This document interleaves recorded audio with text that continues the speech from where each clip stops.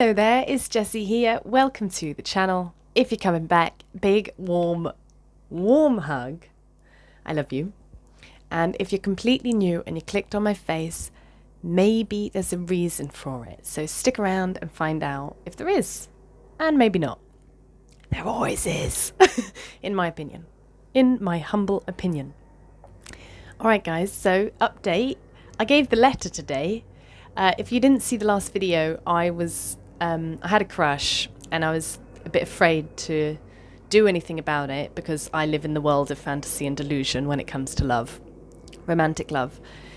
So I wrote a letter and I was too afraid to give it on Friday, and I gave it today.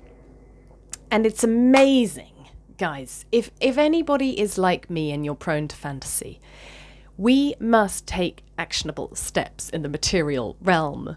We must, otherwise it can go on and on and on, right? And what I've realized about it's a coping mechanism. I go into fantasy because I think I had unmet needs as a child, and in order to cope with the unmet needs is I imagined my needs are being met, which is wonderful for a child because it works. I've got such a strong imagination, it works. And then it manifests in my adult life as, because I'm so afraid, right, of romantic love, having a fantasy relationship in my head actually meets my needs. It meets a lot of my needs, even though I know that sounds crazy probably. If you're not like a fantasy person, you're like, what? But I'm telling you, it works. I have my emotional needs met in fantasy relationships. But obviously they're not real, so to an extent, right? And I've got to a point in my life where it's like not really working for me anymore, even though it kind of works. So now I'm realizing, like, the moment I catch myself starting to like build a fantasy relationship with someone, I need to take immediate actionable steps. I say immediate, as soon as I'm ready, in order to kind of snuff out the fantasy. And it's incredibly hard for people like me to do that because it's a coping mechanism. It works. My emotional needs are met. So if I kind of end the fantasy by making it real or not, meaning like it might go somewhere, it might not, then I'm losing what meets my needs, even if it is just in the realm of imagination. Like, that's a very strong, powerful, real realm to me in many ways. So this is my new course of action, and I did it today. I gave the letter basically saying like, hey, wanna bang? No, it wasn't that. I mean, in so many words, kind of was. Anyway, he replied really quickly. He sent me a text. He's in a relationship. He was still kind of up for it. I don't know if they're in an open relationship. We didn't get quite that far because it's not something I'm interested in right now. It's not my thing. Okay, live and let live. Anyone can do whatever they want. If you're into open polyamory, amazing. I'm not. I don't know if I'm not there yet or it's just not my preference. I don't think it's my preference, but I also know I'm damaged in that area. So I don't really have the trust or like the grounding, the footing to be able to explore it in that way.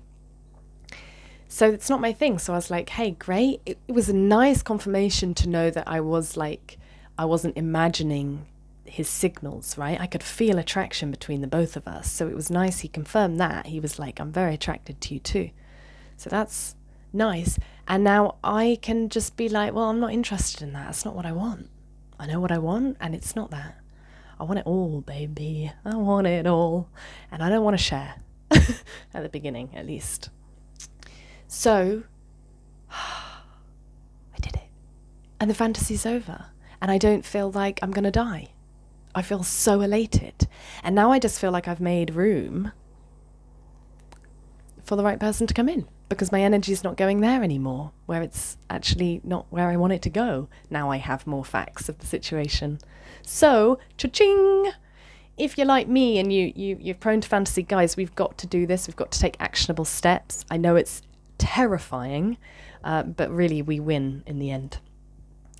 So I'm feeling very good. I'm feeling very proud of myself.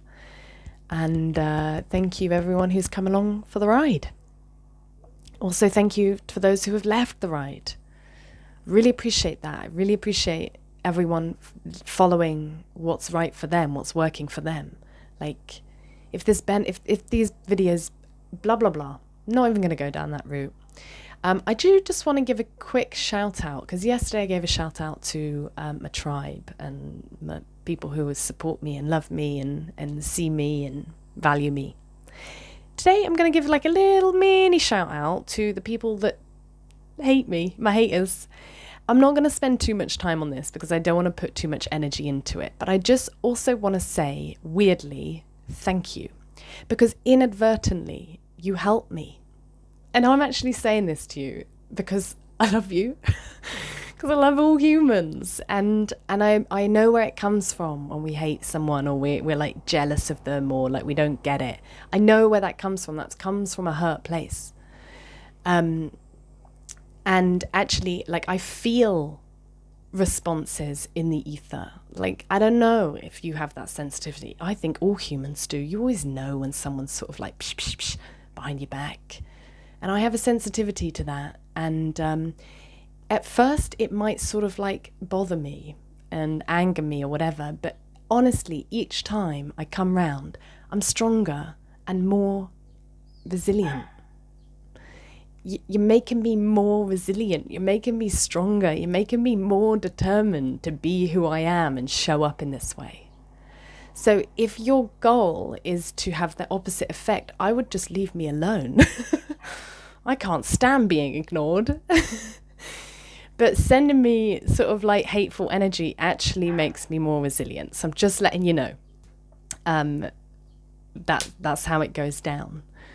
So weirdly, it helps. Like, I can think of many times in my life when people have been like outright like sort of disrespectful or manipulative or whatever it is to me, and even if in the moment it like I react, just give me some time to sort of like simmer on it and go within and like reassess my values and what's important to me, and I come back much stronger. I do. I think everyone does, if we're really self-reflecting and honoring ourselves. And that's enough of that. Good luck. Good luck on your healing journey. Everything is possible. So, do I want to say anything else? Let's just take a breath and see.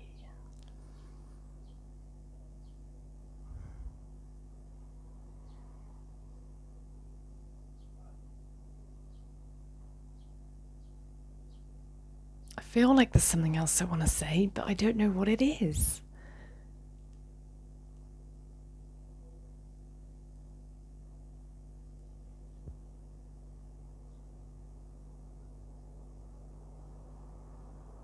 What I kind of like to do is just like let all these thoughts fly by and see if one hovers.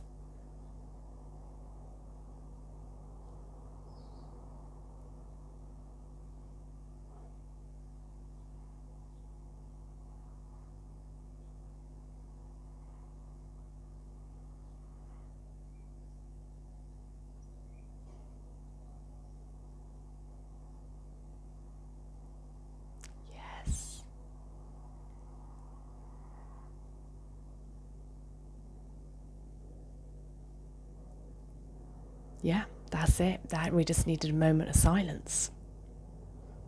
All right, guys, thank you very much. If you like the video, give it a thumbs up. If you have any thoughts, leave them down below. I will respond because I love conversations with people. And subscribe to the channel if you like me and you see where this is going. Have a beautiful, blessed day. Mwah!